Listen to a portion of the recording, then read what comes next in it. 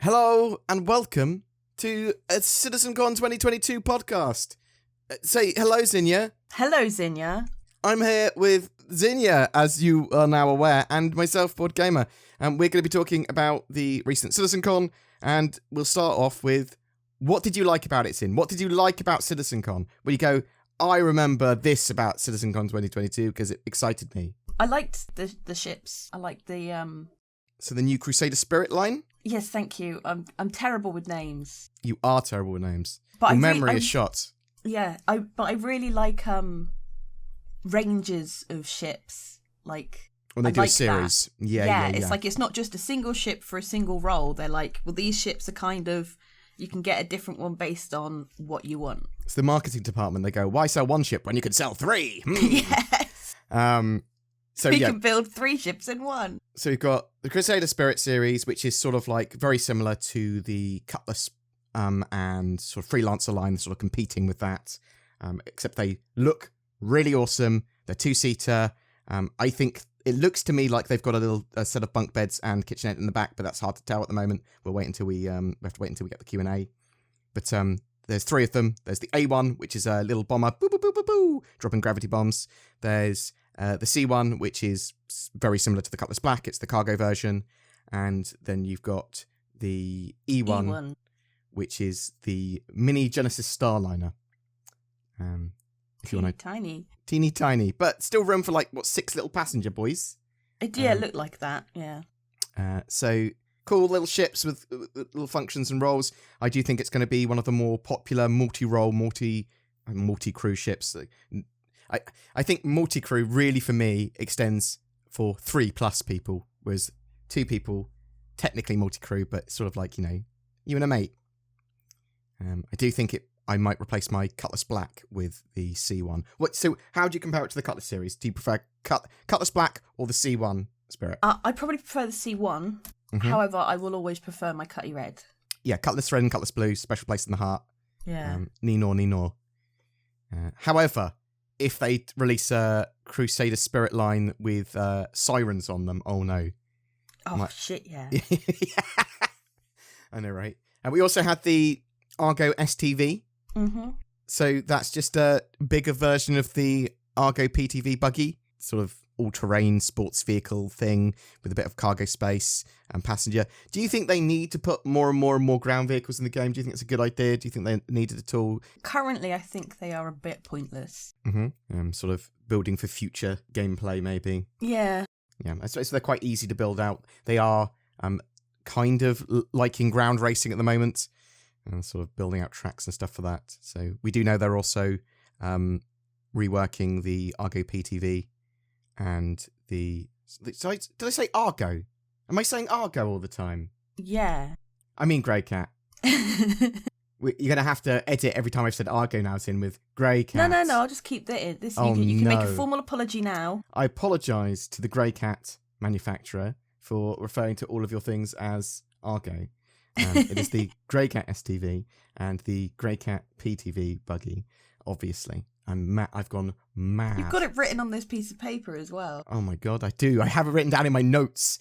So they're also building a UTV, a sort of utilitarian or utility terrain vehicle. So that might have some mining uses and things like that as well, maybe. Not really sure what's happening with that, but we do also know they are reworking that smaller Grey Cat golf buggy. Any joy to buy it? You go like, oh, I do want to buy the Argo. No, the Grey Cat PTV. God damn it! Do you want to buy it? No, I'm okay. Yeah, me too, actually. I mean, I'll probably drive them around occasionally, but I like my Tumbles and Tumble Cyclones and stuff. I think they're pretty fun to drive. We do know as well that Cloud Imperium are working on a concept for a medium miner ship. So this is between the size of an Orion, which I'm not sure if you're aware, Zin, ridiculously sized. I know of the Orion, yes. Yeah, it is massive. And the Mole. So it's quite a range. It's between that. And we're not sure where between that it lies. So I'm assuming closer to the Mole than the Orion. But yeah, a medium mining ship. I think that's going to be pretty cool. Players are able to, or backers are able to, vote on what manufacturer it's going to be out of Argo, RSI, and MISC. I think RSI has taken the lead by some margin at the moment. There was something I wanted to say about Crusader Spirit, and now I've forgotten it. Oh, that was it. So the stats and sort of specs of the Crusader Spirit were across all the different media inconsistent. So I'm waiting for Cloud Imperium to update that and put out the Q&A before covering the ship in greater detail. Do you think that Cloud Imperium don't really have an excuse to not have consistency of stats, especially when they've got a marketing department? So is it a case of, depending on what page you're looking at, the stats for the ship are completely different? So it was different across the ship matrix, the brochure, and the main page. Yeah, well, I don't know then. So it was confusing. Lack of communication. Confusing, vague, and inconsistent would actually be how I would describe it. But it's because they produce so many different types of media as well. So you've got a little brochure. Well, maybe that doesn't get updated because someone doesn't even know it exists. Yeah, like I said, the lack of communication. Somebody's changed something and not told everybody who needs to know. Yep, it happens. It happens. But the community very quickly identify this is inconsistent. So, well, at least there's that. So, at CitizenCon, big things were changed in the Star Citizen game sphere. They went, you know what? You know how you like to travel around the verse and do ship combat? No more. There's big changes to do with travel and combat. And it's quantum control mode versus standard control mode. Basically saying you are either traveling fast and quantum traveling, quantum boosting, cruising at speeds above SCM speeds, but you have no shields, you have no access to weapons, you have no access to a load of your ship systems other than those. Or you're in combat mode, you're in SCM, you're unable to travel really fast, you're only able to go at sort of SCM speeds, which sort of max out typically around like 300 meters a second. You can boost a little bit, but you've got shields, you've got your pew-pews, and the idea here is that, well, actually, when you want to be in combat, you're in combat and you're dogfighting and the ships are close together. You're not going to be jousting because you're not sort of doing these cruise speeds. And there's a big risk and reward for sort of trying to escape and choosing to engage and all that sort of stuff. So, Zin. Yeah. Did you like the idea of these changes? Do you just immediately see problems or hate them? Or I really like the changes. I think it's great. So I am also in the opinion that I think that they are there to change the gameplay to what Cloud Imperium always wanted to do with Star Citizen, which is have much closer range ship battles. I actually said many years ago that when we're in quantum travel, when we're trying to go into quantum, and when we're spooling up and stuff, we should probably have no shields, because then people can't just easily escape all the time. A lot of people are going to be like, well, actually, I want to easily escape all the time, and I understand that. However, engagement, risk and reward, times to kill, and other sort of weapon balance and that sort of stuff should make this a lot more even. So it's not just going to be, my shields are down, I'm dead. It's going to, I'm taking heavy damage, or they've tried to disable me. And your ships aren't always going to explode either, like they do at the moment when we've got physicalized components and all that sort of jazz. I really like the changes. It makes combat. It makes it, I am going into combat. And it's going to help a lot dealing with pirates as well. I know people are just worried about PvP and just constantly being swamped with people.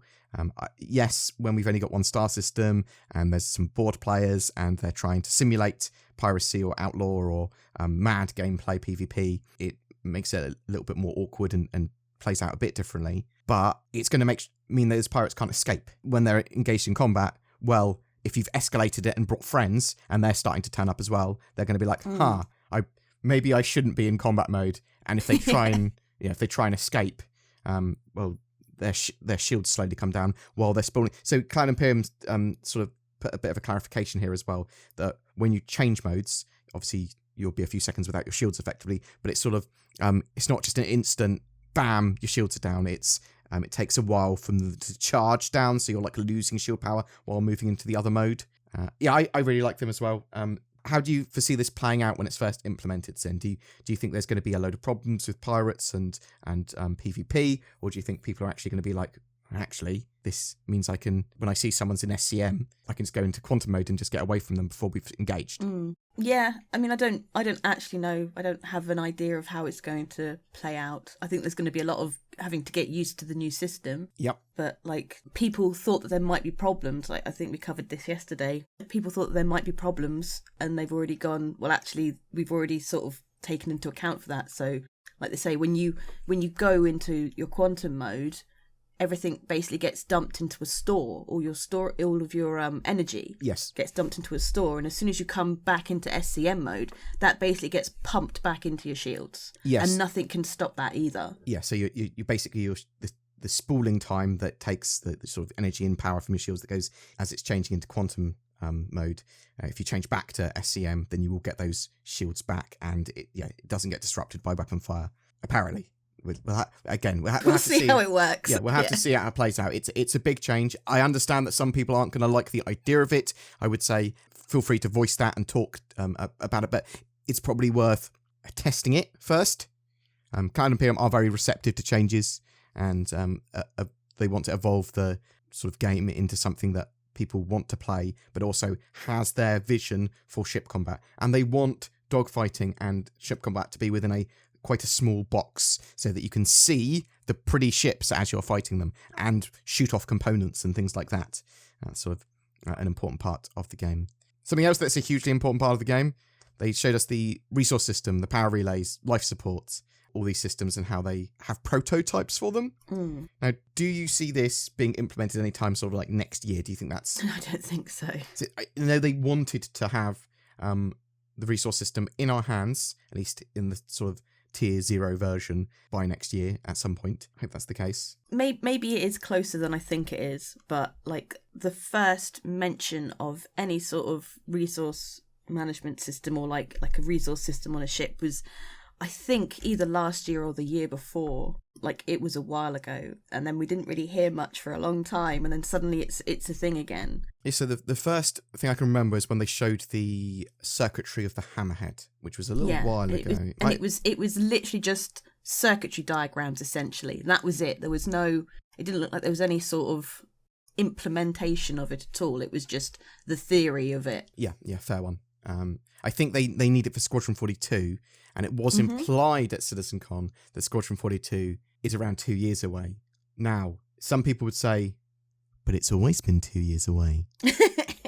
And they might be right. But this time, you won't trick me, CIG. This time I trust you. So I think the excitement for the resource system for me is that it does lead to things like being able to have bases and capital ships and physicalized components, damage control, true multi-crew. So it's after sort of server meshing, it's the resource system and physical components, which are the big things for me. Yeah. Yeah, and I think that's sort of super important. Was there anything else like super important or great that you saw at CitizenCon before we move on to the forever Chris? Not that I can remember right now. There was cool pretty structures and stuff. They showed off lots of cool biomes and stuff. At Pyro. I am looking forward to the underground stuff. Those underground facilities. Yeah, so am I, because it looks like there's kilometres and kilometres and kilometres of sort of road and rail and stuff under the ground, which is cool, but it's another... It was all in concept, the sort of artwork they showed. So is this just another magnitude of sort of scope creep again? Or is it actually, it's not that complicated, because if we build a kilometre of logistics track, the rest of it is just copy-pasted. It is just procedurally assisted.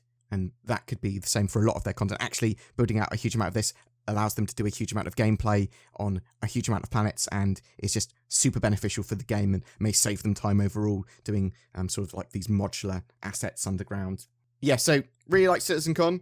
And as we were coming to the end of it, we then realised that it wasn't the end of CitizenCon, because Chris Roberts basically did a 2.5-hour chat about stuff that they'd been working on in Squadron 42 and the Squadron 42 dev branch that's coming into the persistent universe in the near future, in the midterm. It's probably a more fair way of putting it. Sort of like improved interaction with staff, improved character movement and EVA, loads of cool stuff like that. But they did talk about some things that I was like, oh, that's really impressive. There's cool AI updates. They're actually going, you know what? We're throwing all the AI away. They didn't mean that. They said that in the presentation. And then later went, no, we didn't mean that. So for combat FPS AI, they have entirely reworked them. So they basically have behaviors that all complement each other, and they work together to do tactics and communicate with the AI to push the player and threaten them. I thought that was cool. And they are very, very good at being able to search for players. They literally go, I'm in a group of 3 NPCs. We're going to break down the way we search this room because we've seen something, we've seen a player, we know he's probably here. They go and search behind objects, communicate to the other NPCs that they've searched those objects, and go around and try and effectively pincer or trap the player. It's cool stuff with AI. There was an awesome looking mini-map. They sort of had this scanning and pinging system and went, star maps being reworked, mini-map, sort of part of this as well. You can have mini-maps of ships, you can have mini-maps of landing zones. They just look super detailed and fantastic. And I think why I'm excited about a mini-map is because I don't have a mini-map in game and I need one. So there was that. Was there anything about what Chris talked about that you were excited about, Zin, or that stands out for you? No, just everything in general. I mean, it was all very, like, I didn't realise exactly how much he had talked about. And like, oh yeah, because me and Zin, after getting to the end of CitizenCon, we'd done some scripts and sort of notes and stuff already and started recording for the day. We were like, oh, we're tired. Got to the end of Citizen, and then Chris talks, and we're like, oh, he's just going to do a little mini keynote, just wrapping it up. So we were playing Overwatch 2 while chatting, and like an hour later, because we're still out on, it was like, is he still talking? And then he's still talking. And then an hour after that, it was like, oh my god, he's still talking. So I was like, I'm going to have to go and rewatch this whole thing again because obviously it's important. And I'm glad I did, because there was a huge change he talked about Star Citizen, which I'm not sure if people are going to like or hate the idea of. And this is attributes and techniques. Previously, basically, with Star Citizen, they have said there is no additional skills and stats for your character that you can improve, really, beyond your own player skill. If you are good at flying a ship in real life, like pew pew pew with my mouse and keyboard, if you're good at FPS in real life, you're going to be good. That makes your character good in game effectively. You need to learn how to do these things and then do them. But now they're saying, well, actually, there's stats and attributes that you can improve, basically gaining experience in them to then give you bonuses and things. So attribute-wise, physical attributes, there's strength, agility, stamina, and another one, fitness. And doing things related to those will improve those stats and then allow you to do them better. So if you're better at fitness, you'll be able to run faster and longer. Now, Zin, do you think that is a good idea or a bad idea? Do you like the thought of that? I think it's a great idea. Yeah? I can understand some people will be annoyed with it because they probably like the whole, I'm good at this, other people can't be good at this. But the stuff that is personal, like literally your ability to fly a ship and shoot at people, is still going to be your ability to fly a ship and shoot at people. Yes. But it will be nice that certain things, like if you keep doing, for a silly example, bounty hunting missions on foot where you keep having to run after people,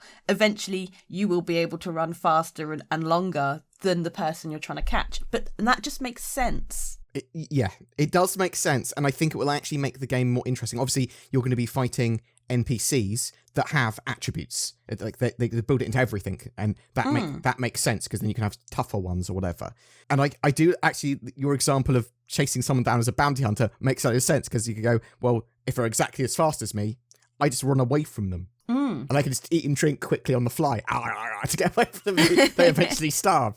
But yeah, I think that's a really good idea. I think that the problem lies in just how powerful can you get at the top end of attributes? Usain Bolt. Okay, but I don't think Usain Bolt, can survive in freezing Arctic while also bench pressing and running simultaneously.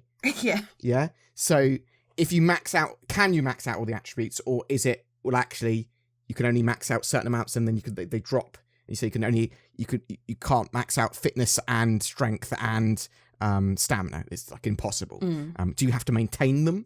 Just how powerful are you compared to noob player that's just started if you have maxed out all of your attributes? If you have a fight, what happens? Like, are you just superhuman compared to them? Because that's not going to be any fun, is it? It's like, punch him once, he just explodes. You're like, yep. My strength is 2,000. I've been playing for 10 years. And all I've been doing is lifting. I can lift ships. I think as long as it's small little buffs, little tiny things, I'm sort of okay with it. And it is, for the most part, just stuff that affects your FPS gameplay. It's not going to affect you in the ship much, except you could argue maybe if you get boarded or if you sort of are suffocating or something, if you've got like better stamina and fitness, maybe you'll survive longer because you don't need as much oxygen, ? Will this also affect the way your character looks? Because previously they said they didn't want to have different models because different hitboxes and they want everything to be fair and sort of uniform like that. But now with attributes, that might be a bit different. Can I get really tonky and tubby? You already are, aren't you? Oh, no. I've let my stamina go and my fitness. The other thing that they talked about as well was techniques. So I really like the idea of techniques, for sure, which was sort of, I'm doing a takedown of someone. The first time I do a takedown, I don't know how to do a takedown. This is the first time I've ever done it. You're sort of like grabbing them and sort of like slapping them on the head and sort of trying to choke them out and struggling with it. But after you've done 100 takedowns, you just walk up behind someone, just snap their neck with no effort. Maybe not exactly like that, but the idea is that you improve your animations and your sort of the way it looks the more you do something because you've got better at it. And they even said that you might be able to learn sort of other karate moves and hand-to-hand combat stuff, which would be cool as long as it doesn't have such a sort of like overpowered effect. The thing with attributes and techniques is if they're overpowered in any way because someone's got one over the other one, like they can do some sort of like 100-hand E-Honda slap on you and you're like, okay, well, you win. Oh yeah, you can also just punch my ship down, can you? Good job. Did you like the idea of techniques there as well, or do you say... Yeah, a little bit. Yeah? I wonder if you can actually just literally go around learning them, like maybe it is, like you can learn all this hand-to-hand combat stuff and silly things. And just how long does it take you to get good at something, and how tangible a bonus is that? Is it like the difference between 3 seconds of struggling to take someone down where they're going, help, help, to just doing it in like a quarter of a second, just done. But that was CitizenCon pretty much in a nutshell. It was cool. I prefer physical events, and I like keynote gameplay demos as well, just because they're cool. Did you feel like CitizenCon was lacking because of the lack of keynote, or do you think actually there was a lot of stuff there anyway, so it doesn't really matter? There was a lot of stuff. I think it was fine. Okay, I think I like a good bit of wowing. Yeah, we'll be getting the letter from the chairman near the end of the year anyway, won't we? Hopefully. I mean, they did wheel Chris Roberts out of storage for quite a long time this time. So he might need his batteries charged for another year or two. So I'm very much in the opinion I would like to see Chris at least once a quarter. I know a lot of people are like, he's not that important anymore. A lot of people are like, well, actually, we should probably hear from him at least once a month. So hopefully we'll have a letter from the chairman. The Intergalactic Aerospace Expo is going to be massive. That's at the end of November. Are you excited for the Intergalactic Aerospace Expo, Zin? Oh, always. I'm always ready for the IAE. Yeah. I think we're hoping to see ships. Might be a bit meatier this year. I think people are like hoping there's going to be a big ship update with like things like the Banning Merchantman and stuff like that. We do know that they're planning to have the Corsair available. Hopefully 3.8 will be available. 3.8? 3.18? Oh my god, I'm dumb. The bloody Argo STV and Star Citizen now for 3.8. Oh my god, that's going to be the title. They are. People are like, what? Have I gone into the past? So yeah, really looking forward to the Intergalactic Aerospace Expo. Typically that's at the end of November, or mid to late November. What about 3.18? Do you think they're going to hit the target to having Eva Carty today's in? Will they do it? Won't they do it? No. That's quite possible. I'm very negative in these things. No. I think you're more realistic, and I'm sort of very, very hype and enthusiastic about things that I've been burnt so many times before that I couldn't possibly believe they'd burn me again. I really like the idea that they're going to try and get 3.18 out by mid-November. I think that's near impossible with all the features that they've got planned for it, because they haven't even tested persistent entity streaming, which is supposed to take a while to test. But it's a possibility, and CIG, you can do it. And if you can't, then just split 3.18 up into 3.18.1 and 0.2 and stuff like that. Do you think that's probably the way it will play out, Zin? Or yeah, quite likely. Yeah, so because the other option is that they sort of push it to 3.19, some of the features. You take as many points as you need, Star Citizen. Yeah, that's true. CIG are also now starting to go into their UK office, so we know they've got their big new office in Manchester for like... Yes. Well, we saw a bit of it in the CitizenCon. Yeah, the amazing, the only constant Constellation Phoenix interior. Basically, they've reproduced a Constellation Phoenix interior with the bar and the comfy seating area and a window that looks like they've landed on a planet in Pyro as a set for filming lots of things in the future. And it looks amazing. It looks great. But we know that Cloud Imperium now started to move into their offices because there was some tweets coming to light where one of the Cloud Imperium staff said, "We started to move into our new office at Cloud Imperium Games Manchester today. I'm pleased to report that there is the best coffee you are likely to find in the games industry, only 35 seconds away from my desk. I'm going to drink so much coffee." And one of our friends is involved in making the staff at Cloud Imperium feel the best that they can feel. And knowing the sort of stuff he does, I suspect it is the best coffee that you can get in the games industry. I'm looking forward to that office tour. Yeah, so am I. We'll see if we can get that sort of next year, early next year, if possible. I know, obviously, Cloud Imperium have been pretty busy, and they just moved into their new office. They need settling time before they sort of allow office tours again, but I will poke them. Office tours are fantastic in the old building. The new building is like the super high-tech, beautiful campus with... I suspect if you look at it as a nerd, you'll be like, this is the best place to work. That's what I'm hoping. That's what I'm expecting. I don't think I have overhyped it either. I think it is this beautiful place. But yeah, I think that's everything, Sin. Yeah. Thanks for listening, guys. It was a bit of a rambly one. My brain clearly isn't fully engaged. You went into Chris Roberts mode. I went into Chris Roberts. No, that was good. I liked the fact he talked for over 2.5 hours. I just wasn't expecting it, so I wasn't prepared. I was like, oh, okay, this is a lot more to go through. Yeah, and they talked about a lot more than just what we talked about there. But we've got a full breakdown of that on the channel, so go check that out. We've also got the full Chris Roberts section, which hadn't been posted on the Star Citizen YouTube yet.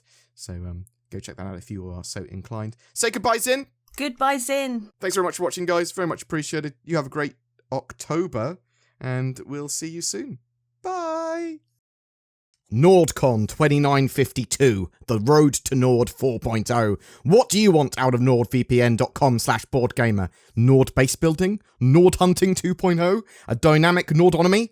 I'm personally looking forward to the latest Nord cruiser. In the meantime, I'm going to make do with NordVPN protecting my data from insidious space pirates and giving me unrivaled access to all the content that the internet has to offer. Use the links below. Note, NordCon 2952 does not actually exist. Also, adding to my shill pile, Tobii Eye Tracker 5 gives you precise head tracking and control with your eyes. That's the sound of my eyes controlling the lasers, giving you unprecedented immersion in Star Citizen. You can basically aim lasers with your eyes. Pew pew! Use the links below and code BoredGamer for discount. Every month we have a ship giveaway for Star Citizen. For October, we're giving away a Cutlass Black with pirate skin, lifetime insurance, and Star Citizen game package. All you need to jump into the game. Just comment on any of my videos made during October to be in for a chance of winning that. If you would like to further support the channel, please consider becoming a channel member with the join button below my videos, or potentially becoming a Patreon. You'll get access to some exclusive content, and it really helps the channel out. Thank you so much for watching and supporting the channel. Hopefully I'll see you in the next video, and have a great October.